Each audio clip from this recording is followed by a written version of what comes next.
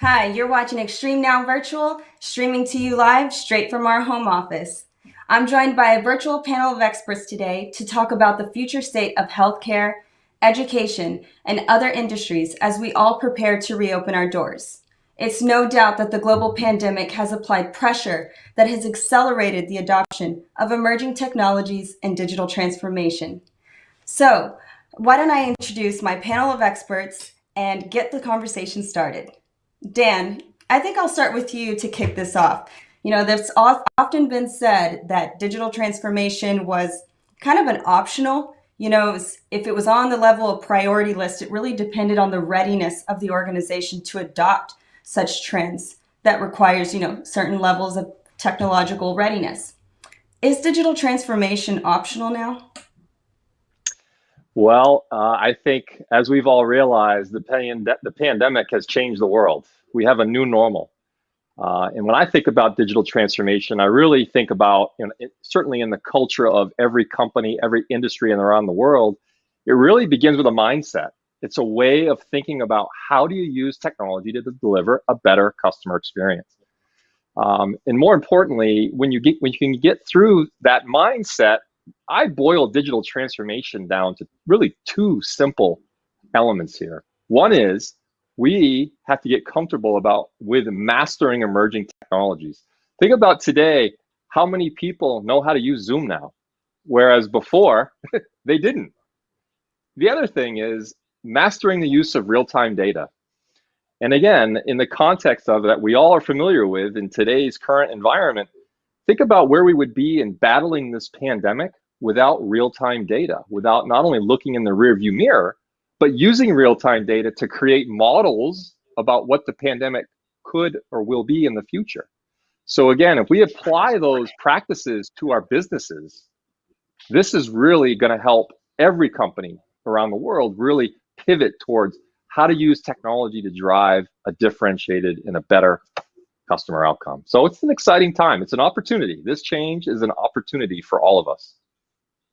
It absolutely is. And I think that we've shown resiliency, adaptability, and how creative we can be, in order to quickly adjust. And when we were all disrupted so abruptly. So I think that we know we can adopt the technology. We made quick decisions, but there's obviously a long-term strategy that needs to take place here.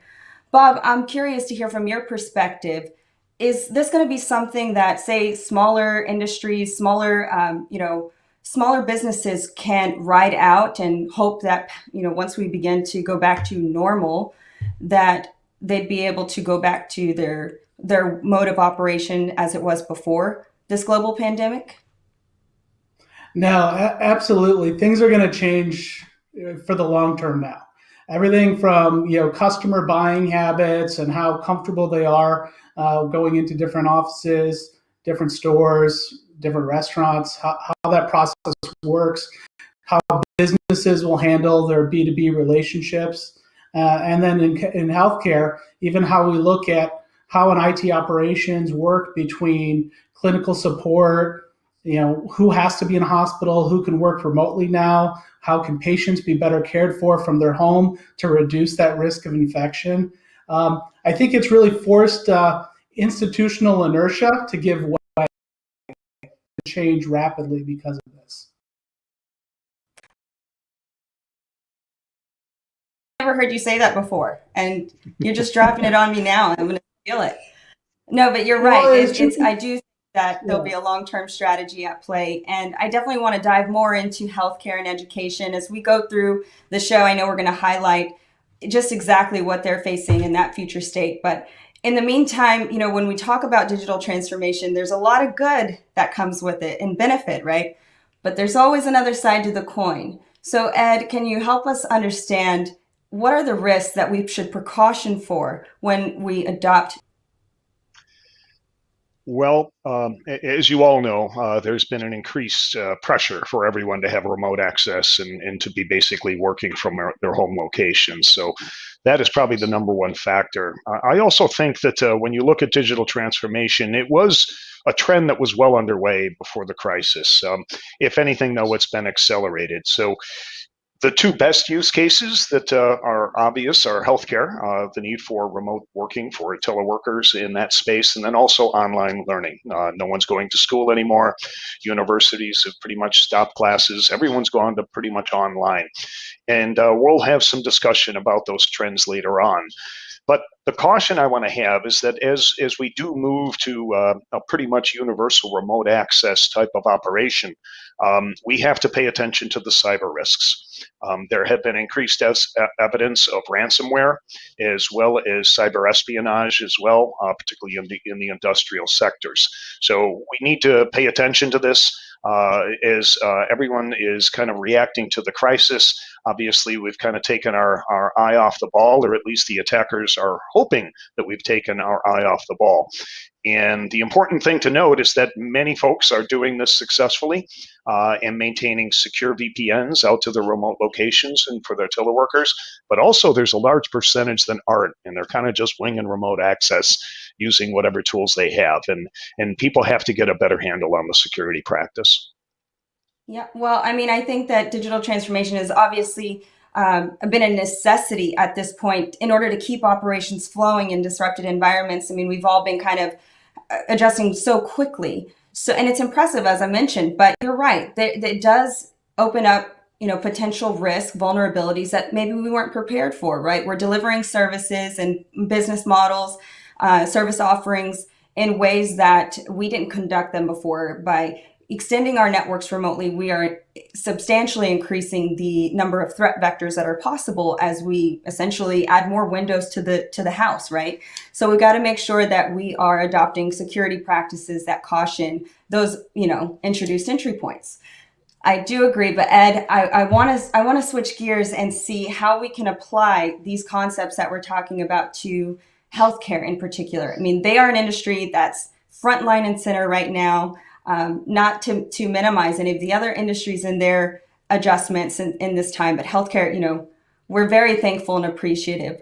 What does the future state of healthcare look like? And maybe give me a little bit of example of that patient experience. Dan, I'll start with you. When I think about this, Erica, I think about myself personally. I think we all do. We all think about these things personal in our day-to-day lives. And if we're fearful about going to a hospital or a clinic because of the potential transmission, that actually could be more harmful to our health than COVID-19 itself. And so, for example, I look at TV shows and movies where, you see high dense people together and you think, whoa, it kind of gives you the shivers. Like, I can't believe we did that. And again, I think we're going to, right. And I think that'll pass. We're going to get over this. There's no question. Human ingenuity involved here. We're going to get over it. But the real challenge is between now and then. And when I think about the impact, certainly in healthcare, to your question, I would much rather personally go to a small clinic versus maybe a larger clinic or hospital just because of math. The reduced numbers, the reduced potential exposure, less number of people around. And I think that's going to play in the healthcare environment, specifically with maybe the birth of many more smaller clinics all over the place. And certainly the birth, if it's not already here, it's certainly an exclamation point around telemedicine and remote connectivity and receiving healthcare in ways we're either not comfortable with or haven't received it up until now. So again, and a lot of this technology can help us change and adapt. And that's really, again, what digital transformation is all about. Yeah, I've had a lot of doctors, I had surgery recently in January and nothing serious, hurt my ankle, a little too many twists, but we won't go there. The point is the doctors that I had working with me post-surgery, they were, having to adjust once we hit a point where we realized we're going to have to practice social distancing and close some doors temporarily. And so I got these phone calls as my appointments were coming up to their date, saying, do you think that we could do telemedicine? And I found it so endearing that one, they're trying to continue to service their patients without putting them at risk and just trying to adopt things even that make them uncomfortable. But it also shed light for me that majority of smaller clinics are not as well prepared as maybe some of the larger healthcare providers are right now. And that's one of the things we talked about before with the readiness of adoption of digital transformation. So, what are some of the things, Bob, that might have to change as far as like the IT design principles, or rather, I think I'll save the IT one for Ed because he's definitely my guru there. But for you, I would like to know from, the supporting agencies, the organizations that mandate the compliance, HIPAA, and things like that. What's going to have to change here? I mean, I imagine that would Well, follow. yeah, it starts with flexibility of services. So in the past, when we structured healthcare services around especially like a core hospital or a campus, from an IT and an operations perspective, it was very easy to deliver then all necessary services right there. Well, as we start to move to a distributed model with now maybe more flexibility needed, IT has to be able to extend those same services out, whether it's for a clinician or a medical device or some other asset that might be shifted around the community based on demand and scope. So with that, we have to now start thinking through now workflow processes around the patient care models. And that's kind of a unique challenge for the IT organizations themselves. Again, when it was all in one location, much more streamlined and efficient to deal with. And so we're going Yeah, to you're have to right. think just And now differently. we know.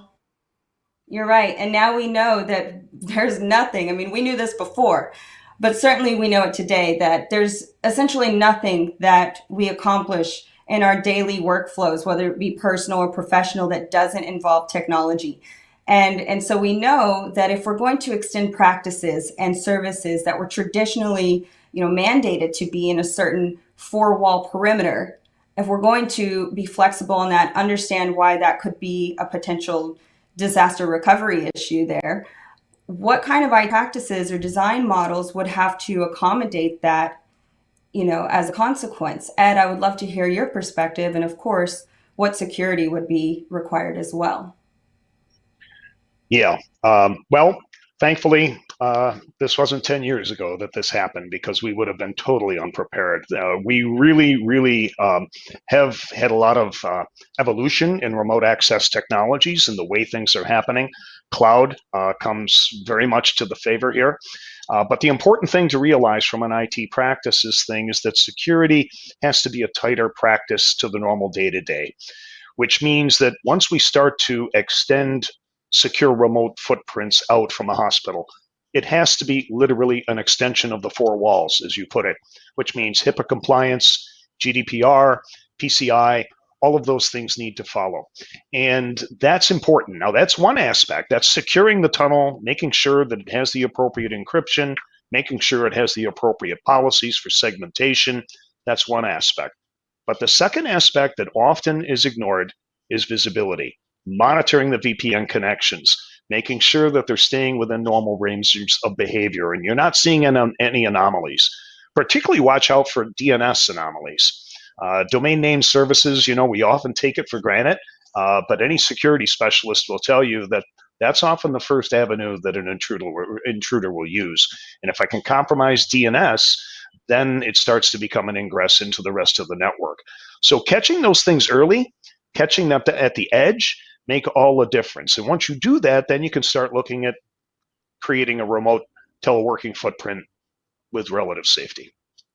Right. So essentially, what's going to need to happen is we're going to have accessibility in our network infrastructure while not compromising on security. We're going to have to put that as a forefront as opposed to an afterthought. Ensure that the design you choose in strategy can support you as you accommodate these remote teleworking and telehealth needs, right? To being able to extend your network seamlessly, easily, and securely without worrying about policy and segment.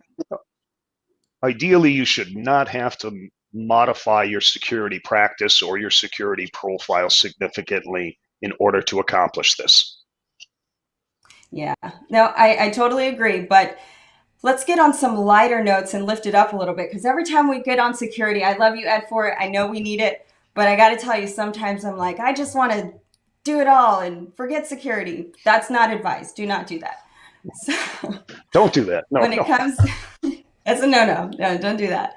Sorry, guys. See, we're all colleagues here, and this is virtually. I feel like we're in the same room hanging out here. So I almost wish this were in person, but I'll take virtual for now. So, as we shift to education and we look at some of the future state scenarios we could drum up and imagine based on what they're going through now, what does the future state of education look like? They were caught off guard a little bit. You had students that weren't able to walk the stage, that were graduating, people that were denied, the prom of the year, and all other student activities and learning curriculum that got left on the table and had to adjust quickly.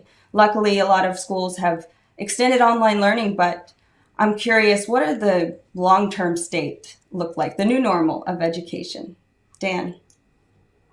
Yeah, certainly you have the primary school, kindergarten through 12th grade and or higher education, undergrad, postgrad.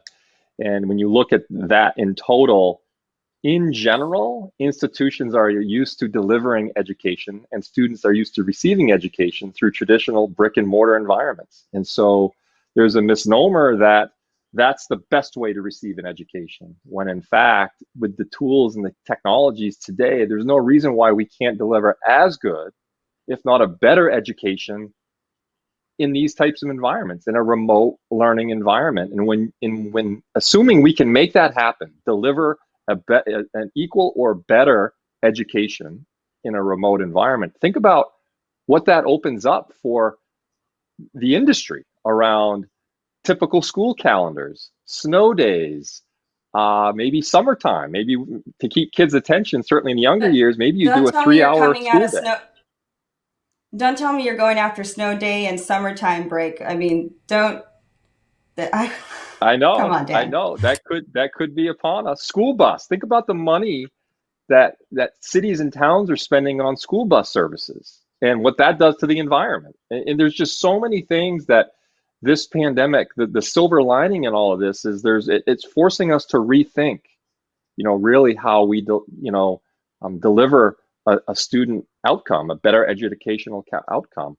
And we have one Yeah, like I one said, example recently with Gannon University. In fact, their Institute of Health and Cyber Knowledge is really a program where it engages the community. So education just isn't the educational institution. It really is about leveraging the community to deliver that education for faculty, staff, students, but also professionals in a community, IT professionals, industry professionals, all coming together, whether it's traditional brick and mortar environments or, as we're talking about here, virtual. So again, I really do believe that I am always a glass half full kind of guy. So I'm always looking at the positive side of this. And I really do believe that as an industry, education is going to change as significant as maybe any other I can think of. And technology is the key. That's going to be the key. That's why digital transformation here is so important. yeah, I love all the examples that you gave, and I'm happy you brought up Gannon University. We have a great partnership with them as we just, worked with them to get the iHack Lab up and running there. And I'm excited to see how we at Extreme partner with educators to help them, you know, digitize essentially their curriculum. A lot of these curriculums before, like you said, were structured in a way that the accessibility would be limited to the buildings, right? The structures of the university or the campus. And I do think that we had lessons learned as we realized, oh, we're not prepared for this, or we're not prepared for this, or we're prepared for this, but not this. And those lessons learned, I think, are what are going to lend towards that adoption of more robust online curriculums. And I don't think that, going forward, I don't think that it would end up being one or the other. I think it would make for a beautiful hybrid. Think about the way that you have to pay for the lab, right? The physical lab. What kind of cost savings might you collect there or get back whenever have robust online labs? You're leveraging the cloud to deliver a lot of these things, for example. But Bob, I would love to hear from you. Education is one thing, right? We need to feed our minds. That is a fact. At least that's what they tell me, my mom. But the engagement part, the student body, right? That is also very important. A lot of what bonds and keeps the students together, I think, is their connection and commonalities, their hobbies that they participate in with each other. What kind of esports or other types of programs could education adopt? And do you see that that would accelerate as we go back to or prepare for new normal? Oh, absolutely. I think it shows the resiliency that we all have in adapting to this situation. And I look at my own two kids. I have a 12-year-old and a 15-year-old. And while they hadn't used Zoom before, they were very much on all their other social media platforms with their friends. So electronic gaming with my son online and other things my daughter's doing so that they stayed engaged with their friends throughout this time. So like people have said, imagine if this was 10 years ago versus now. So I think we're going to see a growth in, just different solutions out there to kind of bring that sense of community or a sense of school into the home and not just when they're physically at at the school attending in-person sporting events. You're right. I do agree with you there.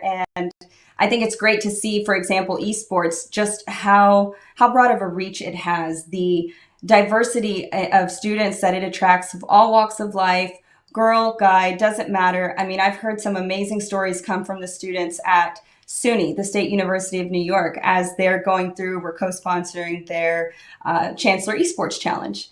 And I get to interview some of these kids as we put together the videos that track their tournament. And it's intriguing to me that, one student, for example, I talked to, she was a musician. She had no track, no peripheral vision whatsoever for gaming, but she got her hands on it and she found benefit, and she actually switched from music to esports. And I just think that's amazing. Like that it can attract someone who is on a very different track and at the same time attract, the gamers that you would anticipate. And so that broad spectrum is great, how it brings so many people together. And SUNY has done a great job with their tournament and making the students feel connected when they're apart. But Ed, I would love to hear from your personal experiences as you watch your son. He's transitioned from one of the SUNY schools, as I understand, to do online learning at home. What's his experience been like? It's been an interesting journey. He's not pleased about it, let's face it, but he's not sacrificing the semester. That he's thankful of. And interestingly enough, it's microbiology. And what they've done is they've done high definition video slices so that you can look at things almost as you would live under a microscope. Obviously, you're not working with the specimens, in an actual lab, but it's for the visual identification and everything else that they need to do for their labs. So it's working. Digital transformation is definitely working, and that brings about an interesting spectrum in education from a security perspective, which I've always found interesting. Is that when you look at K through 12, and you're looking at younger children, typically you want a solution that's, number one, easy to deploy, very secure, very private, and secondarily, very limiting as far as what the student can do. Okay, you don't want them going up wherever.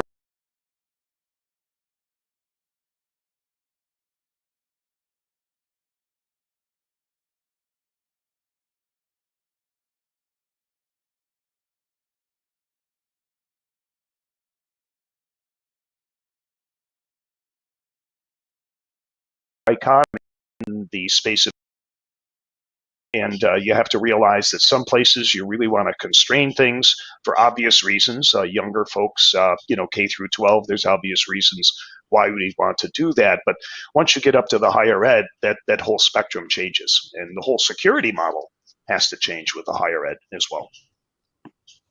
Yeah, you make some good points. Some I didn't even think about. You definitely don't have that clear-cut spectrum of deny or allow as you do with, say, a medical device in the hospital. It has very clear functionality and it's black and white. But when it comes to the students and how they, execute on their online learning, you can't really block Facebook at their home, and you can't really, block it between certain hours.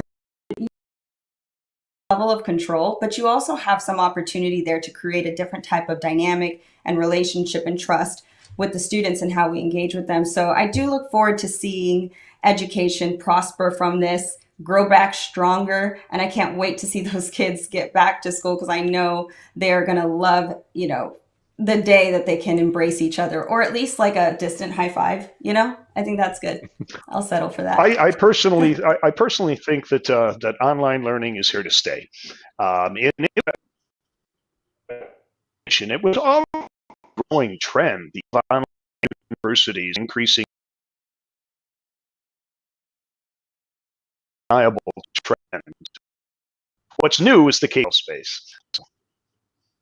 Yeah, so I'm curious about the other industries too. We talked a lot about healthcare. We talked a lot about education. I almost said retail, but I want to talk about retail now. I want to talk about retail. I want to talk about manufacturing. I mean, they've obviously taken some big hits. So, Dan, tell me what you think about the future state of retail and what that looks like. Well, and again, I think there's a near term kind of pivot that's happening in retail, both food services, restaurants, but also goods and so forth.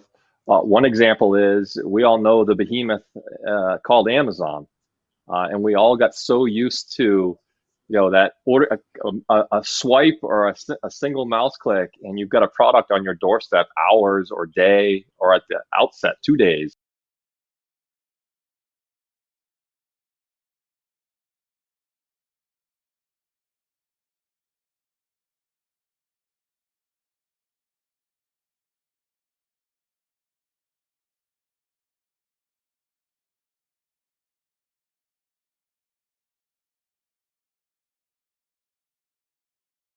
Town that you these types of things really it's leveling the playing field. Again, think in the positive side of these things. It's giving an opportunity for all the little guys, right, to deliver that service. Yeah, absolutely. So it's unique. It's unique. It's it the is. learning that's coming out of this. Amazing. Bub, I'm sorry, everybody catches everything because I know that we could talk for a very long time, especially when there is a nice cold drink available, and I mean water. So, Bub, tell me about manufacturing. I mean, they've been agile right now. A lot of these manufacturing companies are jumping to the call, right? They are rising to the challenge, switching their plants to produce PPE and things like that are essential for us right now. What does the future state of manufacturing look like? Well, there's two sides of it. I look at the manufacturing shop floor itself, and again, how do you better manage and secure the safety of the employees that are working on those shop floors? So is it with location technologies to identify cluster points, areas that need cleaning on a more regular basis, who's been in contact with whom? And then I've also seen it, being a Detroiter here, a shift with the auto industry of a lot of the engineers that were denied the opportunity to work from home in the past, despite requests, now being told, take all your equipment home. Even the auto designers are taking, sample vehicles and parts into their homes to work on remotely. So again, every industry, including manufacturing, is really adapting to a new way to continue to do business as creatively as possible. I love seeing the human spirit and the ingenuity of man. It's great to be a part of it. I think that one day we'll look back and go, man, that made us stronger. But it's always those character building moments that kind of, they're painful in the interim. Ed, can you tell us, just a summary points of what kind of security should we remember if we remember nothing else coming out of this as we prepare to? Yeah, well, it's nothing new, which, if anything, that's comforting, right? We don't have to do anything drastic there. Security should be a living practice. I mean, it should be part of your day-to-day business, and it should be an ongoing cycle from the establishment of the policies, the establishment of the technology, to the full monitoring of what's going on, making sure that people are where they're supposed to be, that devices are behaving as they're supposed to be, and then finally having the data repositories and the analytic capabilities to look at things and make actionable decisions.